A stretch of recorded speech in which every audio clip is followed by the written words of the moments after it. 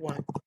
Hey guys, welcome to another episode of the Childcare Director Share podcast. We are so excited that we have Dominique Savage from Educated Minds with us today. If you watch YouTube, you probably already have subscribed to our channel.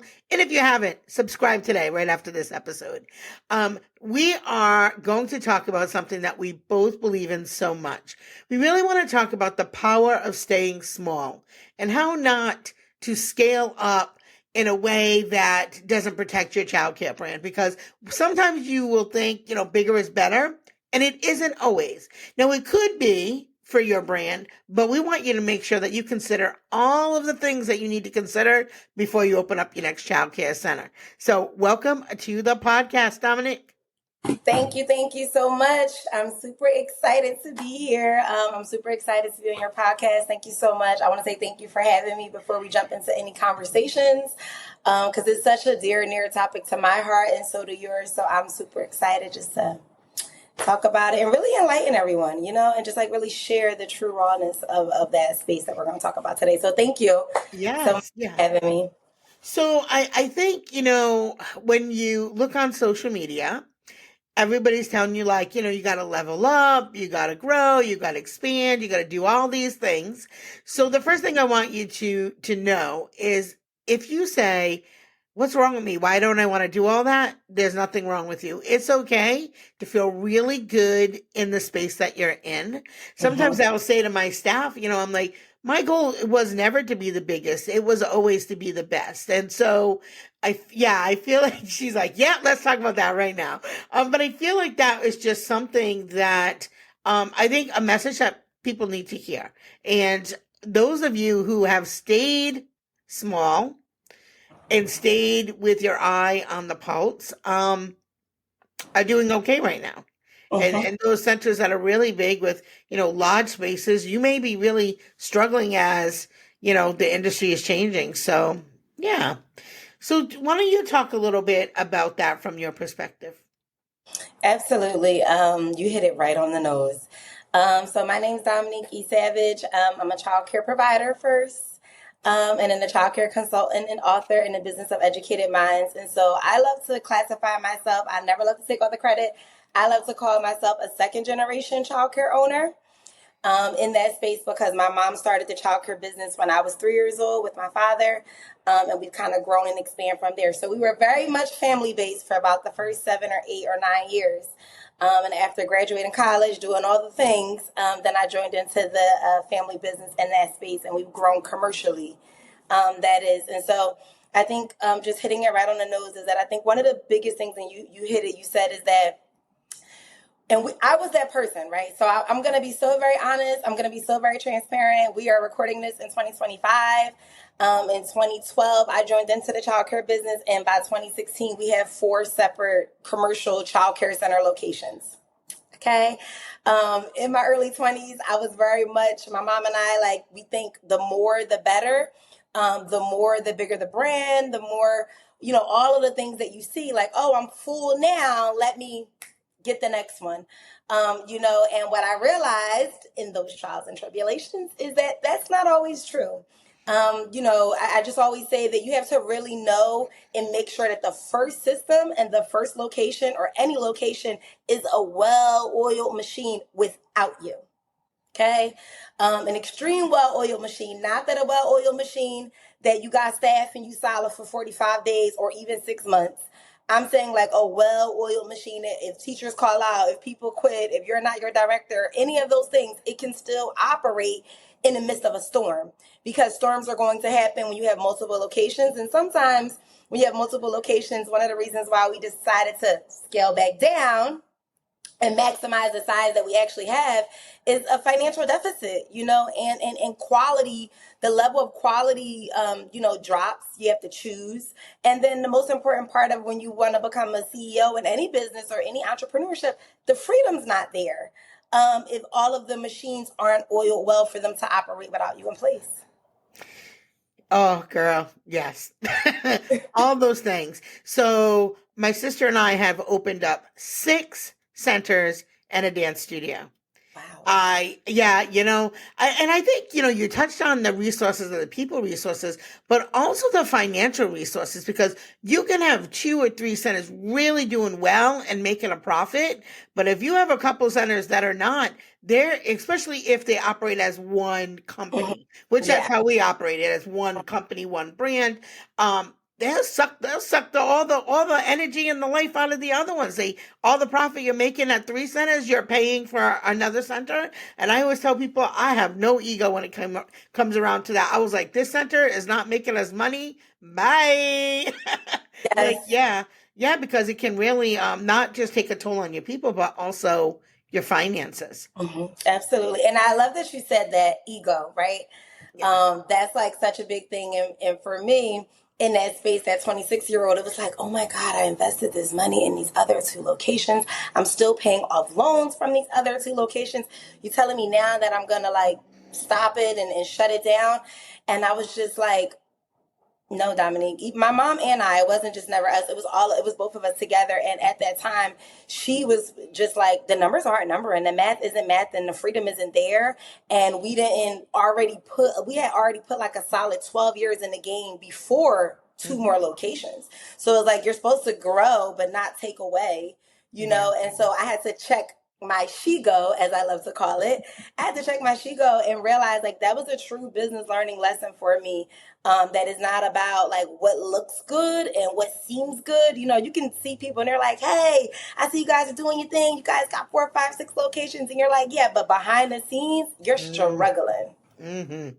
That for sure, for sure. And I think it was almost a blessing because before COVID hit, we were down to three. And I just said to myself, I could not even imagine trying to run six centers during that. Like, that was a blessing that I was already like, we just need Ahead to of the focus curve. on. Yeah, we were ahead for sure. I think one of the things too that I love, I'm Italian by culture and I love people. I'm such a heart centered leader that for me, the first indicator was even before the financial. I feel like I started to lose that personal touch with families and staff, and I felt like my brand started to get a little diluted. Mm-hmm. And so that didn't feel good to me. And so that was really my first indicator was I was always so proud to be like, I know all my families, all my staff, all my kids. Mm-hmm. And that became really difficult. And our six centers were all in the same city. I have Yeah. I have three on the same road. I'm like a Dunkin' Yes. Donuts. But that is a secret, guys. I'm gonna tell you right now. That is a secret for building a brand. Like if you fill a center and it feels good and it's easy, like there is just logistical advantages when they're like next to each other. You can be there Other. in a minute if there's right? We're Yes. telling the truth. This is the truth, right? Yes. Yes. You can be Yes. there really quick if there's an emergency.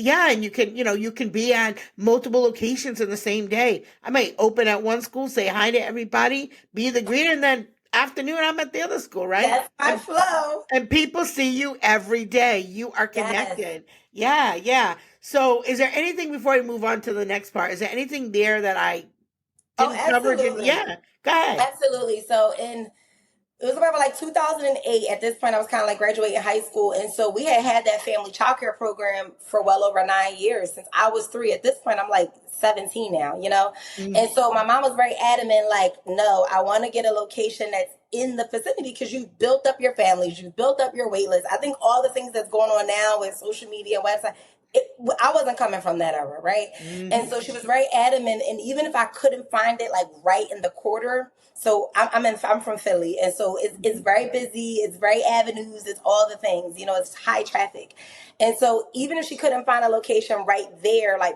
walking distance, she was like, I don't want to go to a whole nother side of Philly. Right, like so, if mhm, I'm in North Philly, I don't want to go all the way to West Philly because you're literally like rebuilding your name. People know you by. We have generations that come back just because the name is Yolanda. You know, mhm, they mhm. could be like, "Dang, she's still there when they driving past." And so having multiple centers, when we did branch out, at this point, it was like we're going to do the do and get 4 locations. All of our locations were two. It was 4, but 2 were on the same avenue, and the other 2 were on the same avenue.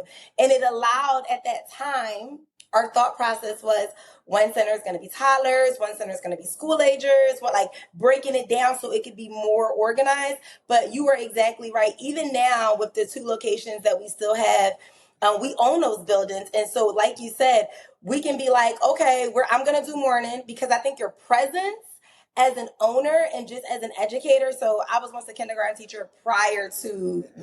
this childcare world. And I think that just your presence as an owner, I always say like our motto is, and I always tell our staff this, is that we are small, but we are mighty and we are quality.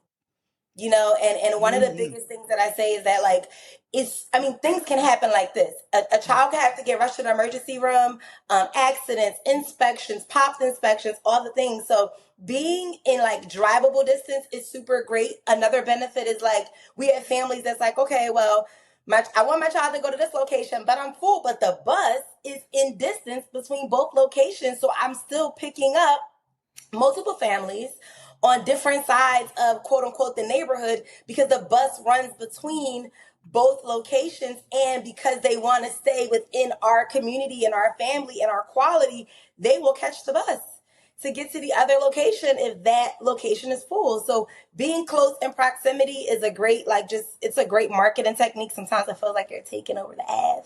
And it also is a great technique just to be able to spread yourself out in that space, with families when you do get full. Yeah, I mean, there's just, yeah. So for those of you who are thinking to add another center, right now, the things we're telling you, we're not in the same state. These are things that work no matter what state you're in. I'm telling you right now, this is how you do it if you are going to open up. But, and the other nice thing too is we're also a family run business. It's myself, my sister, my niece works here, my nephew works here, my daughter works here. You are my daughter, 100%. Uh, she is a boss of one of my locations. She's a director, literally one of the best directors that I've ever seen. Not Oh, because she's my you're kid, my just she daughter. she grew up. She grew up like you. She's been in that building since she was 6 months old. And now, I mean, she's 26. So she's lived her whole life in that building. Um, so we talked about, smaller groups allows for higher standards. We talked about logistics being closer together. What about, let's focus on, you're able to focus on what you love, like how staying small can really help give you time to focus on things that truly matter, like working with your kids, building those relationships, fostering positive environments. And ditching the stress of constantly always having to put out fires, right? Spending Yeah. less time on those operational struggles, which allows us to have more of a hands-on approach and connect with your vision and your mission. Like, I love going in rooms and doing observations, but I feel like not just to like observe to you support the teacher, of course that is especially important, Mm-hmm. but also to be like, am I delivering what I promise? And can we do more? Like, how can we really do more to support children's learning or support what's going on in our community? The other day I was talking to one of the teachers and I was like, hey, I feel like we're very community oriented. I'm like, I feel like we haven't done any community stuff this month. I was like, they were talking about kindness and friendship. I was like, can we get on making some cards for the local nursing Mm-hmm. home next door? And she's like, yeah, I'm on it. But it was just, being present, you can really keep your finger on, like, are we fulfilling our vision? Are we fulfilling our mission? And this is beyond making money, right? Because Absolutely. we are a very heart-centered industry and a trust industry. What are some of the things you love most about that you're able to focus on?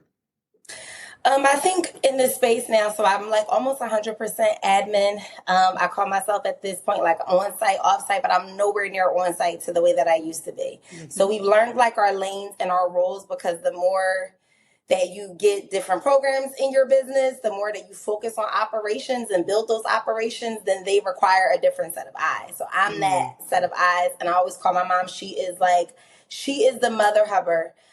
She is that boots on the ground. She's the one that's in the building. She's the one that can see. And so in the beginning stages of the business, I would say for me, I was a director in that building day in and day out for 11 years straight. Hmm. And so I think being small at that time, even having the 2 locations, the first thing I would say is it really allowed me to first see what the teachers are experiencing.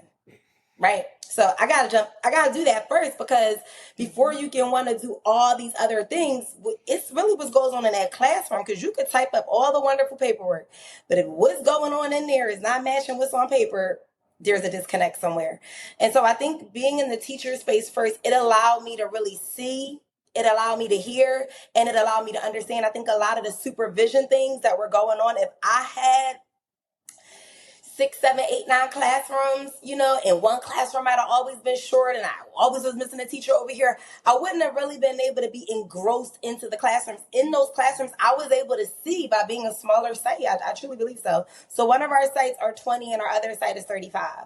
And so I think by just having 2 floors or 1 or 2 classrooms in those buildings overall, I was able to see and hear things that I wouldn't have been able to see and hear. I was also able to make changes. So like we had a daily schedule, right? And I'm like, okay, the schedule's working, but something's not right. But if I was in the office or I was always running in between multiple locations because I'm putting out those fires, I wouldn't have been able to see it. A teacher's not going to say like, hey, we have playtime for an hour. I think we should cut it down to 45 minutes. Hey, we have small group over here, but I see that the children really need to go outside and get that energy out before we have them sit back down. Like I was able to see what was going on in the classrooms to make sure the classrooms were operating out of quality and operating out of excellence before we're now trying to show up just to show up on paper for all these accreditation programs and all these other things. So I was like, that's one of the things that I was really able to see as a smaller site. And then as we grew into that space, I remember one of the things I just was in college, it was like, okay, my mom has this family childcare program. She's at home. She's getting it out the mud. We got, the ground floor, our living room and dining room became, childcare. And so I seen her really giving her all. But my mission was like, how can I take what she's already doing and expand it? How can I get 6-figure grants? How can I qualify for programs without going big? Right. Yeah. And so now that we're in that space being small, I was able to like really work on operations during the day. Right. Not working on operations or applying for grants or going to meetings or any of those things. I was able to hire the extra staff that I needed that still fit in my budget for us to be able to make a profit, and then get out there and be the face, go to community meetings, sit on board in the elementary schools, like things of that capacity. I wouldn't have been able to continuously do that, at least for us. I can't speak for everybody. But I'm just saying for us, and she was so adamant, like, no, we're keeping the family feel. We're keeping the family feel in the commercial space, but how can we grow this business? Because we realized 4 locations meant we weren't maximizing the current capacity that we had. We thought maximizing capacity was, oh, you got 35 for license, we should get 35 children, right? We weren't thinking about shifts. We weren't thinking about funding streams. We weren't thinking about how to work smarter, not harder. Like, we weren't thinking that. We were just thinking like, oh, this is the capacity. This is how many children I can have. Let me try to market for this 1 or 2 demographics, and that's it. And so I think I love the space of being small, because literally just before this podcast, I had a gentleman call the center looking for my mom. He's like, hey, can I speak to Miss Shalonda? And I'm like, yeah, I can help you. He's like, is this Miss Dominique? I said, now I know. I'm getting the feel that you already know who I am. He said, I went there. I said, how old are you? He said, I'm 18. And I said, like, those are the moments. Like, you can have the second generations, you can have the 3 or 4, but when the child comes back themselves, when you have a 8th grader or a child is graduating college and a parent sends you pictures randomly, or they still find you. I mean, like, those are the core things that cannot mix up. I call them prices. Like, yes, it's wonderful to operate a thriving, profitable childcare program, but we stay in the industry when it's not profitable, right? And when it is hard, for those moments that you can walk into a room and like the children, you can have the worst day and the children will light you up. A parent, I think so many times is like, we talk about having all the community resources for our families, but sometimes the parents just need a voice. They just need an ear. I mean, like, I always tell my mom, like, I think I'm going to add therapists on your title, because she always makes like the women, we work in a low income community. And so like I mean, the things that they deal with and things that they struggle with are things that we don't see on the media, are things that we Hmm. don't see people talking about and coaching about. And that comes from character within, and you can get that when you keep that, not necessarily family, but just like, I love when I go to a restaurant and I can tell that this is, like you said, you're Italian. I can tell when this is like, oh no, that must be the daughter. It That is. must be I'm like, I'm ordering extra, I'm tipping extra because I know the challenges and the struggles. Yeah. Wow, it's so many good pieces that you said there. And I've been doing this a very long time. I am now in year 26. I Wow. have students of my former students, their children. That's how Mm. long I've been doing this. Um, and I've had students that have worked for me, uh, that have been with me for years and years and years. So you're right; those things are extremely, extremely priceless. Um, let's talk about high quality staff. Let's talk about that for a minute because people have a hard time with that, right? Hmm. I'm going to go with when you're a smaller program, I'm going to say it, we have less problems keeping our staff, I agree. right? And that is because of that personal individualized attention. Just like you said, like when Hmm. teachers like, oh, the schedule's really not working that great. You're there, you're accessible, you help solve those problems right away for them or Hmm. with them, not before them, Hmm. but with them, and then they feel heard and they feel seen. And I think that and I just know from my personal experience that I'm not, again, I've been there when I had, for me, my sweet spot is like 40 staff. And once Hmm. I start hitting over 40 staff, I feel like that's when it's time to get the fire trucks. Yeah. Everybody's got their own capacity, their own number. Yeah. Some people might be like, no, that's too many. Um, but yeah, I mean the relationships that you make with your team, especially over periods of time, just like Hmm. you said with students, but it's the same with your team members. When my mom was passing in 2019, several of my staff were there in the room, so if that like just Right, speaks to the touching. level of closeness that we had Hmm. with our team. And then for those 3 days, because she was in hospice for like 3 days before she passed, we didn't get a phone call. It was like it was on. They were like, they closed Yeah. off the world for us. I guess that would be the way. And every single thing at that center ran smooth as butter. They made sure of it. They were on triple time. Uh-huh. They were on triple time to make sure that, everything that could be avoidable was. And so I feel like you just get this such a close knit richness that you just can't duplicate. And that's something you don't see on a spreadsheet. It's Hmm. not something you're going to see a social media post about in most cases, right? Hmm. Nobody's standing in front of the new, Lexus car they just bought talking about these things. But they're Hmm. things that I just want you to know for the listeners that are out there. If you have one center and you're like, okay, I've got the money, I've got the capacity, we can move and get a second center. We just want you to be cautious and just think about not only what you'll gain, but some of the things that you might lose. Hmm. Yeah. Absolutely. I think that for me is the staffing was it was a challenge, even being as small as we were, right? And I think one of the biggest misconceptions, and I think one of the biggest things that small childcare providers have to learn, Ms. Dom included, I was no different. I think one of the biggest things that I had to learn is that when we had like the one center, it was like relationships were there, right? But I think that the more centers that I began to get and the more centers that we had, I totally jumped out there. My mom and I, she will attest to this if she sees this or when she sees this. She will attest to this that it was leadership that was extremely lacking in the owners, right? So I was able to get multiple locations and I was keeping staff, but I wasn't able to redirect properly. I wasn't able to speak properly. My onboardings were terrible. I mean, like all the whole onboarding system, like, what is that? Right? I didn't even, that was not even a thing. It was like, I need you, let's go, let's get in here, Yeah. we're there. And I think that for us, I would say that it was such a hard challenge keeping staff. One, because sometimes, and it could be just where I'm at, but sometimes the smaller you are, the lower expectation that sometimes the teachers have coming into the your childcare center, right? Because I'm small, but we're still operating out of excellence. We're still operating out of STAR for accreditations. These are requirements that we must Mm-hmm. maintain. It don't matter whether it's 10 kids in here or 25 children in here. You must do it like this, and this. And I think that we struggle with the view and how people viewed the center because it looked small, that oh, this is like a babysitting service, or this is going to be an easy peasy job. So we had to go back to the space of, we took leadership classes, we enrolled in director credential courses.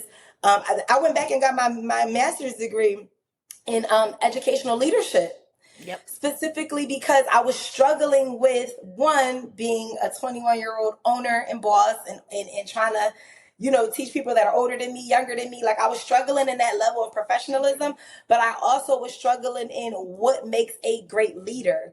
My mindset was not on others. My mindset was on self. My mindset was on what can they do to help us get better, easier, and faster.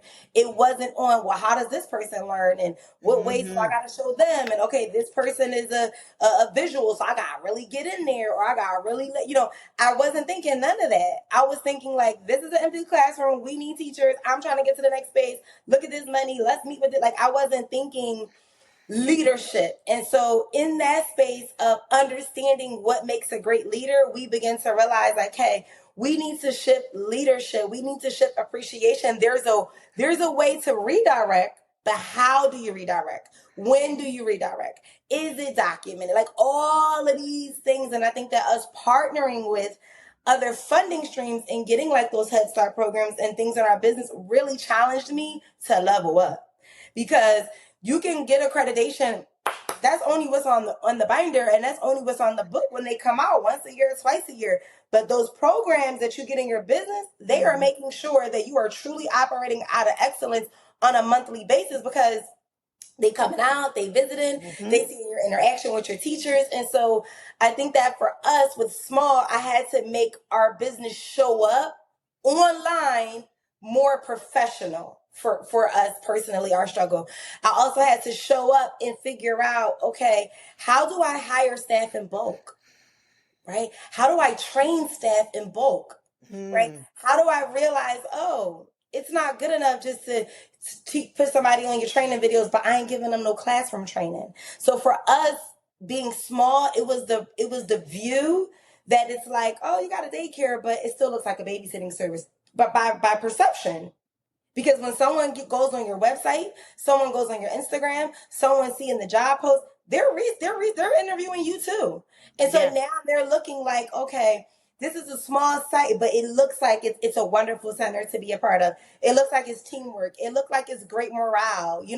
All of those things that go into it. And those were things that I was not aware of, or I just didn't think was like a big deal. It was like in the back. And then the more we started losing staff and having high turnover and getting large stacks of W-2s in the mail, we were like, wait, we know that yes, they need some fixes too, but it genuinely starts from leadership on down.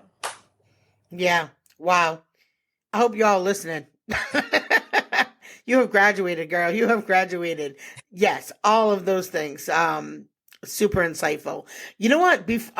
One of the things that you had said a couple of times here or there about funding streams. I want to talk about that right now because that's a big topic right now, Yeah. especially for our nonprofit centers out there where Yes. money was just kind of halted, right? You said Head Start, that money is halted right now. Um, I think that it's really important when you're being strategic for your business that you have multiple streams of income, Mm-hmm. multiple, because if you don't, you are at the mercy of other people. You can have the best quality, awesomest center ever, and if it's entirely funded by the government or a Mm-hmm. grant, and they stop that grant, you're done. Done, If done. you're done, no matter how good you are. Yeah. And we're going to see that. We're going to see, I'm not political at all. I'm just saying, if there's no money, whether you're for profit or not profit, if there's no money, you're done. Mm-hmm. So what are some of the ways that you have brought in other funds into your program? Do you have some grant money, private pay? Like, talk to us a little bit about how you mix up your funding streams. So one of the things that we've learned in our accounting space is that like you really want to diversify your income. So obviously when you first get started, like to all of my aspiring childcare providers out there, the first thing you're going to lock in is on private pay. Like that's without a given. That's easy. You got that game flowing. But I think that we were one of those programs that only had private pay and only had subsidy, right? Subsidy is like a Mm-hmm. nationwide thing. So Sure. we only had those programs. But what we realized is if parents aren't working for the subsidy programs, that's a requirement for them to maintain that subsidy, at least where we are located, then it's not even about the government losing their overall funding. That's a whole new topic that Yeah, yeah. dropped on everybody like a bomb, right? But in general, I think we realize parents aren't working where they're losing their funding because they're not working. So we're seeing the mercy of that. And so I think we wanted to really realize you should see what programs outside of your private pay and outside of your subsidy, because those are like your basics, those are your main two. Mm-hmm. What other programs work well for your business model, right? Every single funding stream may or may not work well for your business model. And I say that because a lot of times I see so many of our clients in our educated mind space that want to like grow or they want to get other funding streams, but because their center is so large or their center is so small, or because the owner themselves don't have the credentials, right, to fill those positions, they can't afford to pay a teacher with a bachelor's degree many times because now they're competing with the school district, right? Yeah. And a lot of those programs require you to have lead teachers with Mm-hmm. bachelor's degrees in this or associate's degrees in that, Mm-hmm. and so forth. And so one of the things I would always tell a childcare provider is, my mom instilled in me the big thing of education, like get your education, can't no one take that away from you. That's like what 101. Right. And I say that to say some people were like, oh, I'm too old to go back to school. My mom and I was on college campus for 3 years straight together. We were in classes together, in diners Yeah. together. I was in community college sitting in the back when I was 9 years old while she was getting her degree as a mother and as a widow.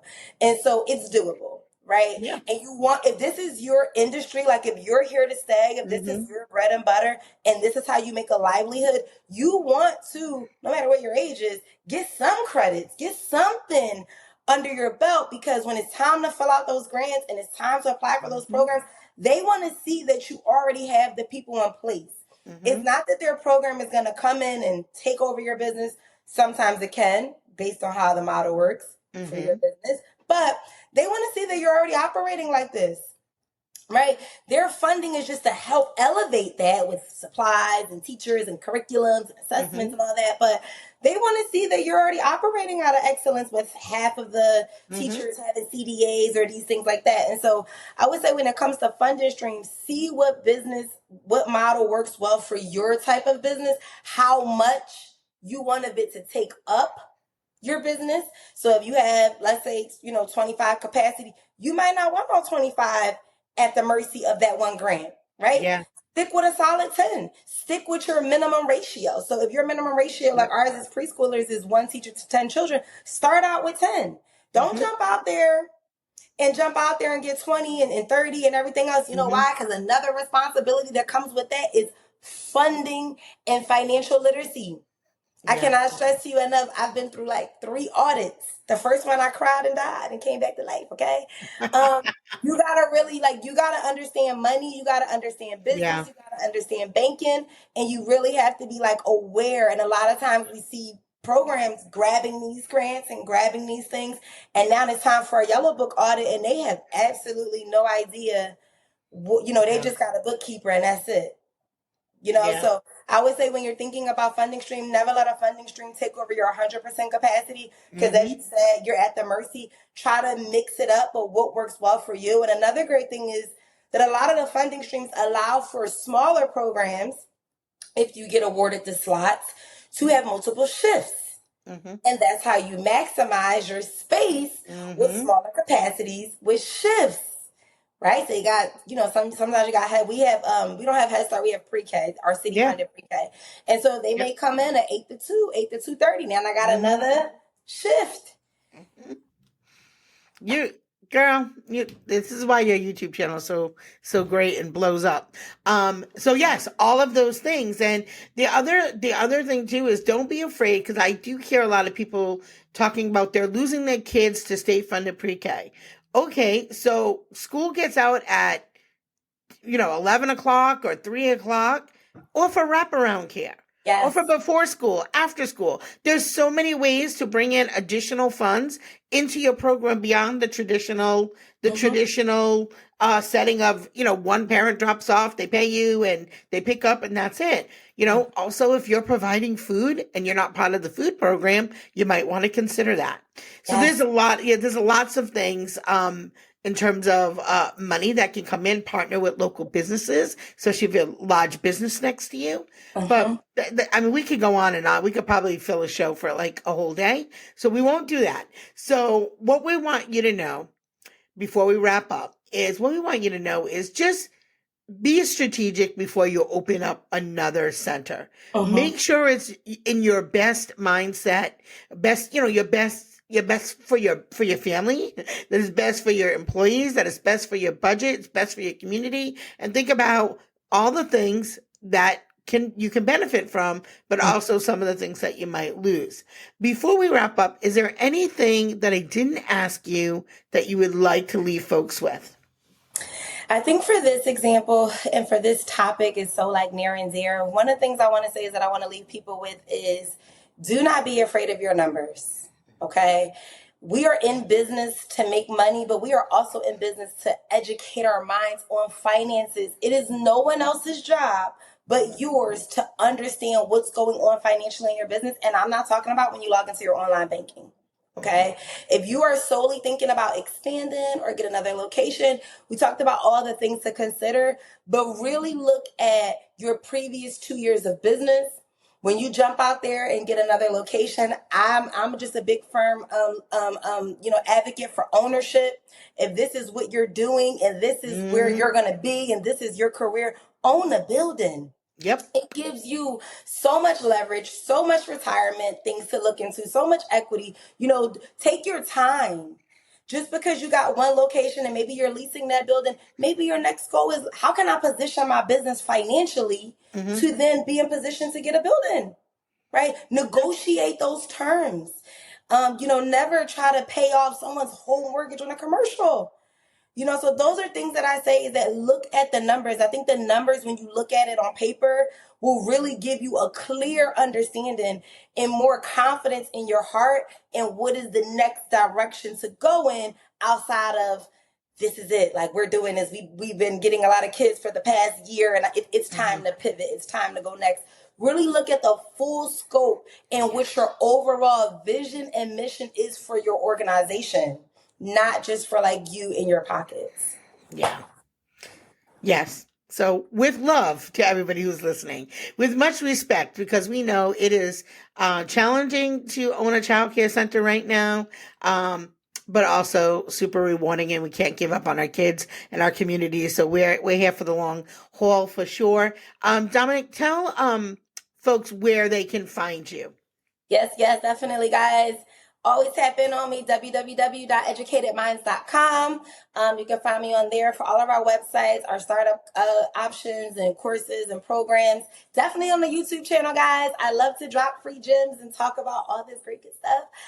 So my YouTube channel is Educated Minds, and all of the handles are the same. Educated Minds, Instagram, Facebook, all of that stuff. Head to the website and you can connect everything from there. Thank you so much for being an amazing guest. I appreciate it. Thank you. Thank you so much for Of having me. of course. And for you that are listening out there, remember it's the small details that make a big impact on the success of your childcare business. Have a great day.